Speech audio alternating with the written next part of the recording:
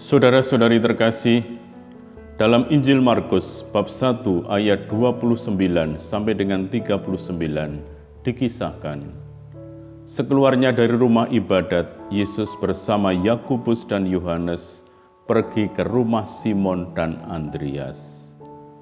Rumah ini terletak di kota Kapernaum, tidak jauh dari sinagoga, tempat Yesus mengusir roh jahat itu. Kota ini sendiri terletak di pantai utara Danau Galilea. Di rumah itu, Yesus menjumpai ibu mertua Simon yang sedang terbaring di tempat tidur karena sakit demam. Ketika mengetahui ibu mertua Petrus sedang sakit, Yesus mendatangi perempuan itu dan menyembuhkan dengan cara yang sangat sederhana. Ia memegang tangannya dan membangunkannya dari tempat pembaringannya. Perempuan itu pun sembuh dari demamnya, lalu melayani Yesus dan para muridnya. Yesus telah mengusir roh jahat dan menyembuhkan ibu mertua Simon. Berita mengenai hal ini rupanya telah menyebar ke seluruh penjuru kota. Setiap orang yang mendengarnya ingin menyaksikan secara langsung kehebatan orang yang menjadi bahan pembicaraan di seluruh kota itu. Mereka mendatangi tempat itu untuk melihat Yesus, sehingga banyak orang berkerumun di depan pintu. Setiap orang sakit ingin sembuh dari penyakitnya, apalagi mereka yang sudah bersusah payah mencari kesembuhan, tetapi tidak mendapatkannya. Mendengar kehebatan Yesus, mereka tergerak untuk menjumpainya dengan harapan mendapatkan kesembuhan. Yesus melayani mereka semua walaupun hari sudah mulai malam dengan menyembuhkan mereka yang sakit dan mengusir banyak setan. Dikisahkan, Yesus melarang setan-setan itu berbicara karena mereka mengenal siapa Dia sesungguhnya. Baik setan-setan, orang-orang sakit yang disembuhkan, maupun para murid sendiri, dilarang oleh Yesus untuk memberitahukan bahwa Ia adalah Mesias. Jati diri Yesus sebagai Mesias sama sekali berbeda dengan pandangan orang Yahudi waktu itu, yang memikirkan Mesias sebagai panglima perang dan pejuang. Padahal, menurut Yesus, Ia adalah Mesias dan Anak Allah yang harus menderita bagi banyak orang. Jati dirinya sebagai Mesias tidak terletak pada kemampuannya untuk menyembuhkan orang sakit dan mengusir setan, tetapi pada kematiannya di kayu salib. Mengingat hal ini, Yesus sangat berhati-hati dalam memperkenalkan diri sebagai Mesias, agar tidak terjadi salah paham tentang tugasnya, karena hal ini dapat menghalangi pelaksanaannya.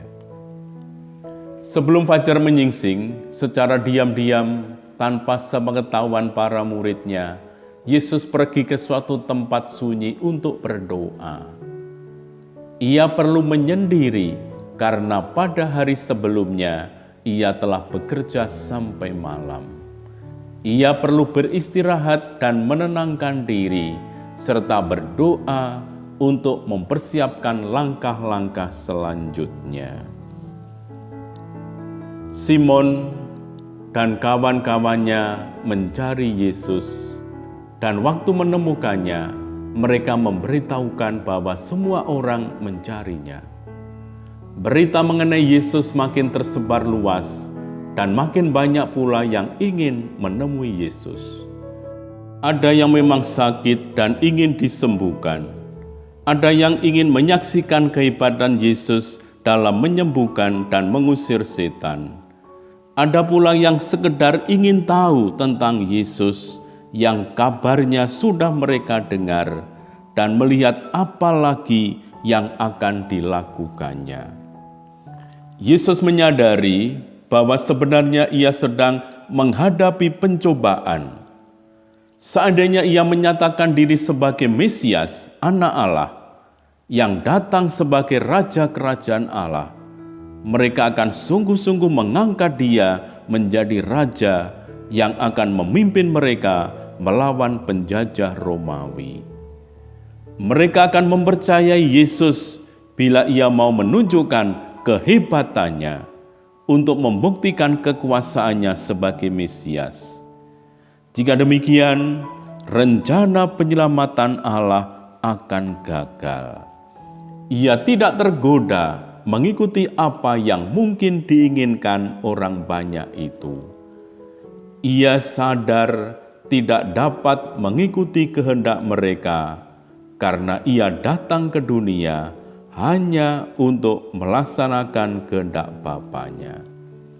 Karena itu, Yesus tidak mau menemui mereka, tetapi malah mengajak para murid pergi ke kota-kota lain di Galilea untuk memberitakan Injil sesuai dengan tujuan kedatangannya ke dunia ini. Para saudara terkasih, orang banyak mencari Yesus untuk membawa orang sakit supaya disembuhkan, atau untuk melihat kehebatan Yesus membuat mukjizat. Dengan menyembuhkan orang sakit dan membersihkan orang dari pengaruh roh-roh jahat, jelas bahwa Yesus dapat menolong banyak yang sedang menderita atau dalam bahaya. Bantuan Yesus itu jelas sangat berarti bagi mereka, tetapi Yesus tidak melayani semuanya. Ia tidak tinggal di tempat itu dan menyembuhkan semua sakit yang terus dibawa kepadanya. Setelah berdoa, Yesus meninggalkan tempat itu dan pergi ke kota-kota lain di wilayah Galilea. Alasannya, ia harus memberitakan Injil ke tempat-tempat yang lain.